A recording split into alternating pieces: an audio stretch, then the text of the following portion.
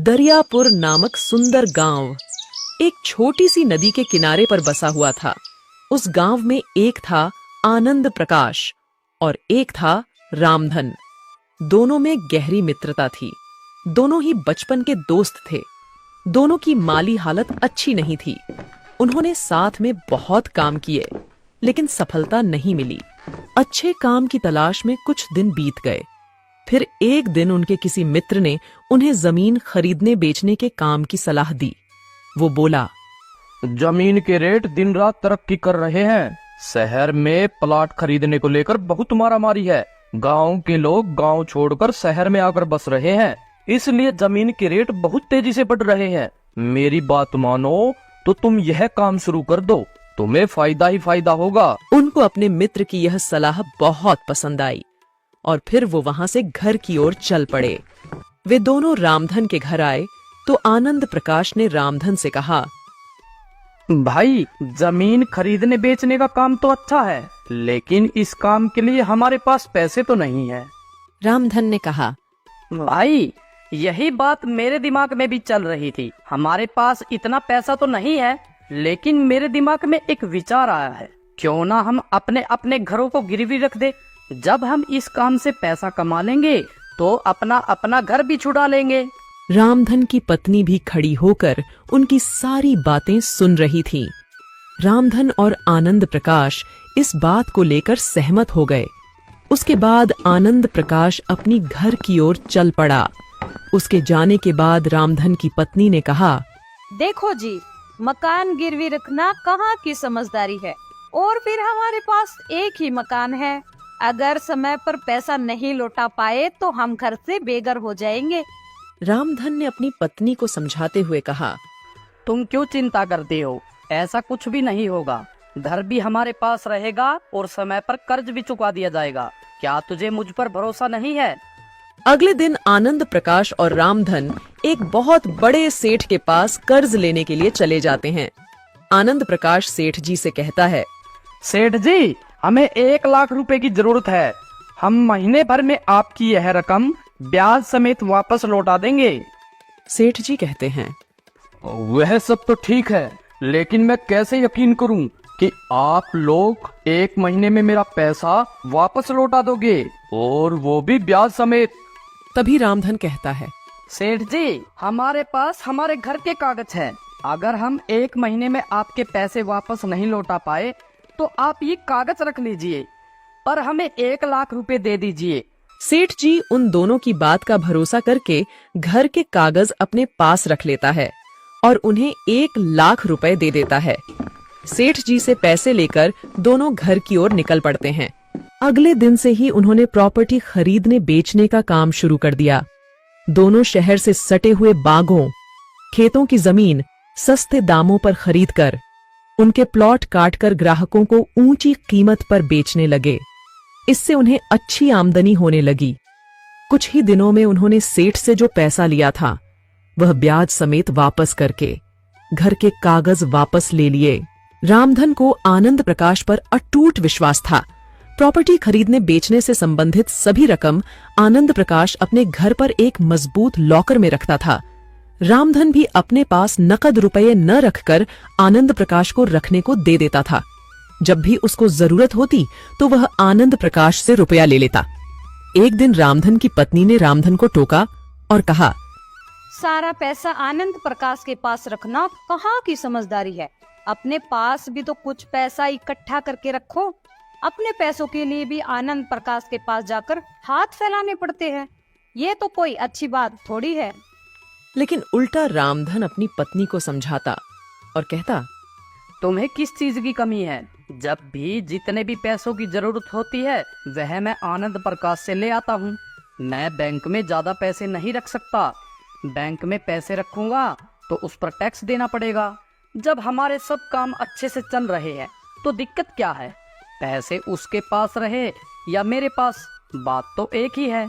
तुम बेकार में डरती हो। मेरा मित्र धोखेबाज नहीं है।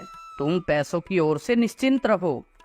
रामधन की पत्नी ने चिंता व्यक्त करते हुए कहा, वह तो सब ठीक है, लेकिन तुम्हारे दोस्त ने अभी कुछ दिन पहले ही अपना आलीशान 2 मंजिली घर बनवाया है। और तो और वह अपने बच्चों को भी MBBS जैसे बड़े बड़े कोर्स करवा रहा है, लेकिन तुम हमारे बारे में कुछ नहीं सोचते। यह तो गलत बात है आपकी। आनंद प्रकाश यह सब इसी बिजनेस के पैसे से ही तो कर रहा है। आपके लाभ के रुपए भी वो अपने काम में ले रहा है। मैं चाहती हूँ कि तुम अपने प्रॉफिट का हिस्सा अपने पास मतलब घर पर रखो। कल को आनंद प्रकाश की नीयत में खोट आ गया तो क्या होगा? आज तक कभी ऐसा हुआ है कि तुम्हें पैसों की वजह से दिक्कत उठानी पड़ी हो? नहीं ना। आधी रात को भी वह हमारे लिए तन मन धन से खड़ा है। अरे भाग्यवान, तुम इस बारे में ज्यादा मत सोचो। मैं बहुत जल्द मौका देखकर आनंद प्रकाश से अपने लाभ के सारे पैसे मांग लूंगा। अब ठीक है? यह कहकर रामधन ने बात खत्म की। अब आनंद प्रकाश और रामधन की नजर शहर से सटे आमों के एक बाग को खरीदकर प्लॉटिंग करने की थी। इसके लिए 3 करोड़ रुपयों की जरूरत थी। 3 करोड़ रुपयों को जुटाने के लिए उन्होंने अपने दोस्तों, रिश्तेदारों व परिचितों को भी अपने साथ प्रॉपर्टी में रुपया लगाने को उकसाया। उन्हें ब्याज के रूप में एक मोटी रकम देने का ऑफर दिया। देखो भाई सुरेश, अपना कुल मिलाकर बहुत अच्छा चल रहा है, इसलिए मैंने आपके बारे में भी कुछ अच्छा ही सोचा है। आप मुझे 1 लाख रुपए दो। इसके बदले मैं तुम्हें 1 साल में 30% ब्याज के साथ 1,30,000 रुपए दूंगा। रामधन भाई, मैं कल ही आपके घर 1 लाख रुपए लेकर आता हूँ, लेकिन भाई एक बात का ख्याल रखना, ये रुपए मेरी जिंदगी भर की कमाई है, पर मुझे आप पर अपने से भी ज्यादा भरोसा है। आप जो भी करोगे अच्छा ही करोगे। देखते देखते उन दोनों के पास 2 करोड़ रुपए इकट्ठा हो गए। यह सभी रुपया आनंद प्रकाश की तिजोरी में रखे हुए थे। इन 2 करोड़ रुपए में से लगभग 80 लाख रुपया रामधन ने अपने रिश्तेदारों और दोस्तों से लेकर आनंद प्रकाश को दिए थे। वे बाग खरीदने के लिए 3 करोड़ रुपए इकट्ठा होने का इंतजार कर रहे थे। इसी दौरान एक रात आनंद प्रकाश को अचानक दिल का दौरा पड़ गया। उनकी चीख निकल ना पाई और सोते सोते रात में ही खत्म हो गए। तसल्ली के लिए उनके परिजन उन्हें डॉक्टर के पास लेकर गए। डॉक्टर ने बताया, देखिए, आनंद प्रकाश एक शुगर के मरीज थे। शुगर वाले मरीजों को अचानक ही सही सलामत हालत में कभी भी अटैक पड़ जाता है। इस अटैक के लक्षण नजर नहीं आते। जब तक व्यक्ति कुछ समझ पाता है, प्राण पखेरु हो जाते हैं। आनंद प्रकाश के साथ भी यही हुआ। इसलिए शुगर के मरीजों का शुगर कंट्रोल रखना बहुत जरूरी है। आनंद प्रकाश के बेटे सूरज ने फोन करके रामधन को आनंद प्रकाश की मौत की खबर दी। हेलो अंकल जी, मैं सूरज बोल रहा हूँ। हाँ सूरज, बोलो बेटा, कैसे हो? अंकल जी, वो पिताजी अब इस दुनिया में नहीं रहे। क्या? कब? ये कैसे हुआ बेटा? अंकल जी, पिताजी रात को सोए थे, लेकिन सुबह उनकी आंख नहीं खुली। हम सब उन्हें डॉक्टर के पास भी लेकर गए, लेकिन डॉक्टर ने बताया कि उनकी मौत दिल का दौरा पड़ने से हुई है। यह सुनकर रामधन के पैरों के नीचे से जमीन निकल गई। उन्हें तुरंत उन रुपयों का ध्यान आया जो उन्होंने अपने दोस्तों, रिश्तेदारों से निवेश के लिए उधार लिए थे तथा वे रुपए आनंद प्रकाश के पास उनकी तिजोरी में रखवा दिए थे। वे सोचने लगे, अगर आनंद प्रकाश के बच्चे बेईमान हो गए, उन्होंने वो पैसे ना दिए तो क्या होगा? मैं तो सड़क पर आ जाऊंगा। अपना घर जमीन बेचकर भी मैं इतना पैसा नहीं जुटा सकूंगा। जब आनंद प्रकाश का अंतिम संस्कार हो गया, तब उन्होंने आनंद प्रकाश के बेटे सूरज से पैसों के बारे में बात की। बेटा, तुम्हारे पिताजी ने और मैंने लोगों से ब्याज पर लेकर पैसे इकट्ठे किए थे और वो हमने तुम्हारे घर पर एक तिजोरी में रखवा दिए थे। सूरज ने उन्हें आश्वासन देते हुए कहा, अंकल जी, मुझे इस बारे में पता है। पिताजी ने मुझे इस बारे में बताया था कि आप दोनों एक बाग खरीदकर उसकी प्लॉटिंग करके बेचना चाहते हो। मैं घर जाकर उनकी तिजोरी चेक करता हूँ और फिर आपको बुलाकर वे रुपए दे दूंगा। आप परेशान ना होइए। ये सुनकर रामधन की जान में जान आ गई। 2 दिन बाद सूरज ने फोन करके रामधन को बताया, अंकल जी, मैंने पिताजी की तिजोरी खोलकर देखी थी, लेकिन उसमें पैसे नहीं मिले। पता नहीं पिताजी ने वो पैसे कहाँ रख दिए, किसको दे दिए। मैं नहीं जानता कि आखिर पैसे किधर गए। यह राज तो उनके साथ ही चला गया। जैसे ही पैसों के बारे में मुझे कोई जानकारी मिलेगी, मैं आपको फोन करके बता दूंगा। रामधन समझ गए कि सूरज की नीयत में खोट आ गया है, इसलिए वह रुपए ना लौटाने के लिए बहाने बना रहा है। उन्हें रह रहकर अपनी पत्नी की नसीहत याद आ रही थी। वे सोच रहे थे, काश मैंने अपनी पत्नी की बातों पर अमल करके अपने प्रॉफिट के पैसों को अपने पास रखा होता तो कितना अच्छा होता। उनका आज तक का सारा प्रॉफिट, जो लगभग 70 लाख रुपए था, वह तो डूब ही गया था। साथ ही साथ अपने रिश्तेदारों और दोस्तों से निवेश के लिए लगभग 80 लाख की जो रकम उन्होंने ली थी, वह भी डूब गई। अपना नुकसान तो वे सह लेते, लेकिन अब वो अपने रिश्तेदारों से कैसे नजर मिला पाएगा? इस बात ने उन्हें अंदर तक झकझोर दिया। वे बुरी तरह टूट गए। उन्होंने घर से बाहर निकलना बंद कर दिया, खुद को घर में कैद रखने लगे। उसकी पत्नी ने उन्हें खूब समझाने की कोशिश की। देखो जी, आप अपना ख्याल रखो, जो हो गया सो हो गया। अब आप अपने शरीर का क्यों नाश कर रही हो? चिंता करने से कुछ नहीं होगा। लेकिन न चाहते हुए भी उनका ध्यान बार बार आनंद प्रकाश और निवेश हेतु लिए गए उधार के रुपयों पर रह जाता। उनका खाना पीना सब बंद हो गया। आनंद प्रकाश की मौत के 2 महीने बाद एक दिन ज्यादा सोचने की वजह से रामधन को भी अटैक पड़ गया और उनकी मौत हो गई। स्कूल की घंटी बजते ही सभी बच्चों की छुट्टी हो जाती है। तभी एक बच्चा स्कूल के बाहर खड़े आइसक्रीम वाले से आइसक्रीम लेकर खाने लगता है। गरीब बच्चा सोनू ललचाई आंखों से आइसक्रीम की तरफ देख रहा था। तभी वह लड़का कहता है, अरे भूखे नंगे, तू मेरी आइसक्रीम को ऐसे घूर घूर कर क्या देख रहा है? चल भाग, भिखारी कहीं का। ऐसे कहते हुए वो लड़का सोनू को धक्का दे देता है। सोनू कुछ भी नहीं कहता और चुपचाप रोते हुए अपने घर चला जाता है। वो अपनी माँ मीना से कहता है, माँ, हम इतने गरीब क्यों हैं? आपको पता है, मेरे सभी दोस्तों के घर में एयर कंडीशनर, फ्रिज और एसी है।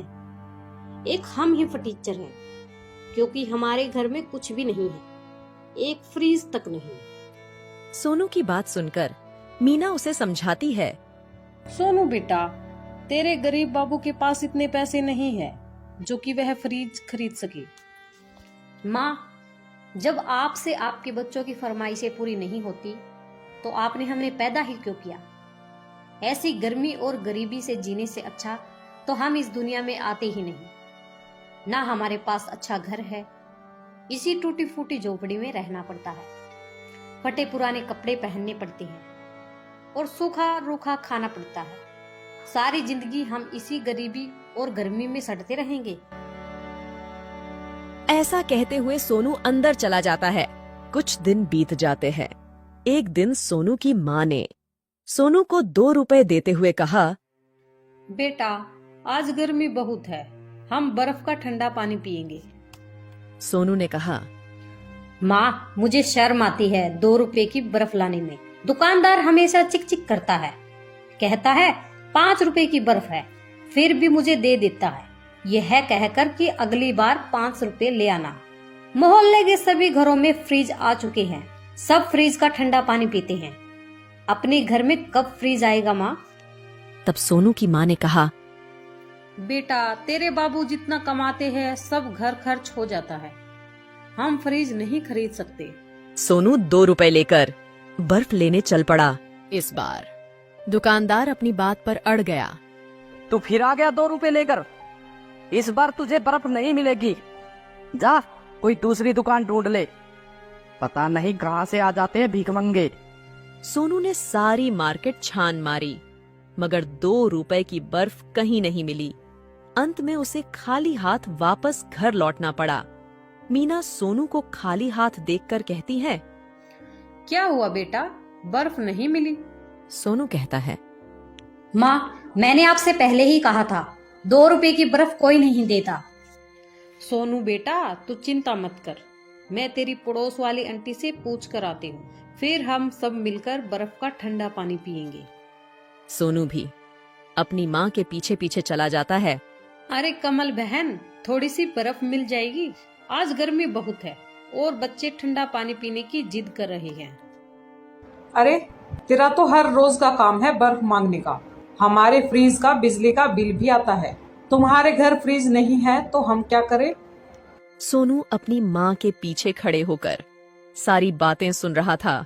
अगले दिन सोनू की माँ और बहन घर के बाहर बैठे हुए थे। तभी गली में ऑटो रिक्शा पर लदा एक फ्रिज आता है तो सोनू की बहन कहती है, लो, एक और पड़ोसी का फ्रीज आ गया। अपनी बहन की बात सुनकर सोनू बाहर की तरफ चल पड़ा। मीना ने एक बार टोका भी। बेटा सोनू, इतनी भरी दोपहरी में कहाँ जा रहा है? मगर सोनू ने कोई जवाब नहीं दिया। सोनू एक बड़ी सी फ्रिज की दुकान पर पहुंच गया।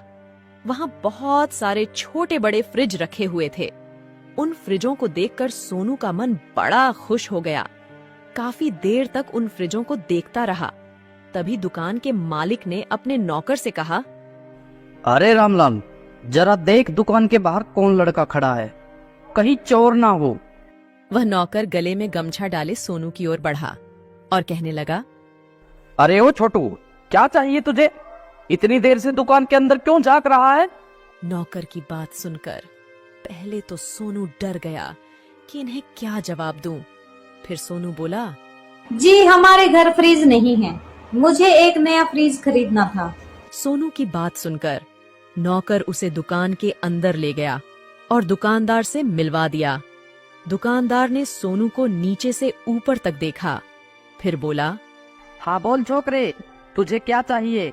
हम फ्रीज बेचते हैं। सोनू ने कहा, अंकल मेरे पास पैसे नहीं हैं, मगर मुझे एक फ्रीज खरीदना था। दुकानदार ने एक फ्रिज की तरफ इशारा करते हुए कहा, यह लाल रंग का फ्रिज, इसकी कीमत 3,500 रुपए है। तुम्हारी जेब में कितने पैसे हैं? दुकानदार की बात सुनकर सोनू ने कहा, अभी तो इतने पैसे नहीं हैं, लेकिन मैं इंतजाम कर लूंगा। क्या आप मुझे नौकरी पर रख सकते हो? दुकानदार कहने लगा, हम बच्चों को काम पर नहीं रखते, बड़े बड़े फ्रीज रिक्शा में लादने होते हैं। तुमसे फ्रीज तो हिलेगा भी नहीं, घर घर फ्रीज पहुंचाने भी पड़ते हैं। सोनू ने कहा, जी मैं सब काम कर लूंगा, आपको शिकायत का मौका नहीं दूंगा। मुझे एक फ्रीज खरीदना है, इसके लिए मैं सब कुछ करने के लिए तैयार हूँ। दुकानदार कहने लगा, बेटा मैं तुम्हें नौकरी पर नहीं रख सकता, बात समझा करो, तुम अभी बहुत छोटे हो। सोनू 2 घंटे तक दुकान के बाहर खड़ा रहा। फिर अचानक दुकानदार बोला, बेटा क्या नाम है तुम्हारा? जी मेरा नाम सोनू है, मैं 7वीं कक्षा में पढ़ता हूँ। ठीक है, मैं तुम्हें नौकरी पर रखता हूँ। मैं चाहता हूँ तुम्हारी पढ़ाई भी ना रुके। तुम रोज सुबह 7 बजे मेरी दुकान पर आओगे, 2 घंटे काम करोगे, उसके बाद तुम स्कूल चले जाना। दोपहर के 2 बजे छुट्टी होने के बाद तुम सीधे दुकान पर आओगे, 2 घंटे काम करोगे, फिर घर चले जाना। यही रोज का नियम रहेगा। दुकानदार से नौकरी की बात करके सोनू खुशी खुशी घर लौट आया। सोनू को काम करते करते 1 महीना बीत जाता है। एक दिन सोनू की माँ ने सोनू से कहा, सोनू, शाम के 5 बज चुके हैं। मैं देख रही हूँ तू रोज स्कूल से लेट आता है। स्कूल की छुट्टी तो 2 बजे हो जाती है, फिर तू 3 घंटे कहाँ गायब रहता है और सुबह भी घर से 2 घंटे पहले ही चला जाता है। कहीं आवारा लड़कों के साथ तो नहीं घूमने लगा? सोनू की खामोशी देखकर बहन भी बोल पड़ी, पहले तो सोनू घर में ही रहता था, अब 1 महीने से बाहर ही घूमता रहता है। इतने में सोनू का पिता भी काम करके घर आ जाता है। वो सोनू की माँ से कहता है, अरे क्या हुआ भाई, मेरे पीछे से क्या बातें हो रही है, मुझे भी तो पता चले। मीना कहती है, देखो ना, सोनू हर रोज सुबह घर से जल्दी चला जाता है और शाम को भी लेट आता है। पता नहीं ये इतना टाइम कहाँ घूमता रहता है। सोनू के पिता गोपाल जी कहते हैं, क्यों बे सोनू के बच्चे, बता, इतनी देर तक तू घर से बाहर क्या करता है? कहीं आवारा दोस्तों के साथ तो नहीं घूमने लगा तू? सोनू कुछ नहीं बोलता और चुपचाप खड़े होकर अपने पिता की बातें सुनता रहा। सोनू की खामोशी देखकर गोपाल जी कहते हैं, लगता है इसे कमरे में कैद करके रखना पड़ेगा, तभी ये सुधरेगा। अगली सुबह सोनू की आंख खुली तो उसने देखा कि दरवाजा बाहर से बंद है। सोनू के घर दीवार पर एक छोटी खिड़की थी जो पड़ोसी की छत की तरफ लगी थी। सोनू एक स्टूल की मदद से खिड़की पर चढ़ा और पड़ोसी की छत पर कूद गया और दबे पांव आहिस्ता आहिस्ता बाहर गली में आ गया। मौका अच्छा था, किसी ने देखा नहीं। फिर रोज की तरह 5 बजे घर वापस लौट आया तो मीना दूसरी पड़ोसन से बातें कर रही थी। वो सोनू को देखते ही बोली, सुबह मैंने जब ताला खोला तो तू कमरे में नहीं था, अब आ रहा है मौज मस्ती करके। आज मैं तेरी चमड़ी उधेड़ूंगी। मीना सोनू को कमरे में ले गई और सोनू की बहन ने उसके दोनों हाथ पैर बांध दिए। तभी मीना ने कहा, सोनू तू सच सच बता, हर रोज कहाँ जाता है? अपनी माँ की बातों का सोनू ने कोई जवाब नहीं दिया। तभी सोनू के पिताजी ने एक मोटे डंडे से सोनू को खूब मारा। पड़ोसियों ने आकर सोनू को बचाया। अरे ओ गोपाल, बच्चे की जान लेगा क्या? गोपाल जी बोले, आप लोग नहीं जानते, सोनू घर से बाहर घूमने लगा है। आज इसकी दोनों टांगे तोड़ दूंगा ताकि ये भाग ना सके। तभी गली में एक व्यक्ति आया और बोला, सोनू का घर यही है क्या? सोनू के पिताजी ने देखा तो एक रिक्शे वाला अपने रिक्शे पर एक लाल रंग का फ्रिज रखे हुए है। तब सोनू के पिताजी ने मीना से कहा, लगता है किसी पड़ोसी ने नया फ्रिज मंगाया है, पर ये सोनू को क्यों बुला रहा है? मीना ने कहा, जाओ गली में पता करके आओ आखिर बात क्या है, और फ्रीज का पता लगाओ किस पड़ोसन ने मंगवाया है। सोनू की बहन ने जवाब दिया, काले राम की किराने की दुकान खूब चलती है, उसी ने मंगवाया होगा। रिक्शे वाले ने जब तक फ्रिज सोनू के घर की देहरी पर रख दिया तब मीना बड़बड़ाती हुई बोली, अरे रिक्शा वाले भैया, किसी और का फ्रिज हमारी देहरी पर क्यों रखते हो? उठाओ इसे, जिसका है वहीं ले जाओ। तब रिक्शे वाले ने कहा, मेरे पास एक रसीद है, इसमें इसी घर का पता लिखा हुआ है और नाम गोपाल लिखा है। सोनू के पिताजी बोले, हैं? गोपाल तो मेरा नाम है, पता भी हमारे घर का लिखा हुआ है, मगर हमने तो कोई फ्रिज नहीं मंगाया, शायद तुमसे कोई भूल हो गई होगी। इतने में फ्रिज की दुकान का मालिक आ गया। उसने कहा, सोनू ने पेमेंट कर दी है, यह फ्रिज अब आप लोगों का है। सोनू 1 महीने से हमारी दुकान में नौकरी कर रहा था। सोनू ने ही मुझसे कहा था कि घर में मेरी नौकरी का जिक्र किसी से मत करना, वरना मेरी माँ को दुख होगा और माँ मुझे नौकरी नहीं करने देगी। सोनू ने यह भी कहा था, जब फ्रिज के रुपए इकट्ठे हो जाए तब फ्रिज की रसीद मेरे पिताजी के नाम पर काटना। घर में पिता के होते हुए मैं रसीद में अपना नाम कैसे लिखवा सकता हूँ? मैं भी मोहल्ले वालों को बताना चाहता हूँ कि हमारे पिताजी ने हमारे लिए नया फ्रिज खरीदा है।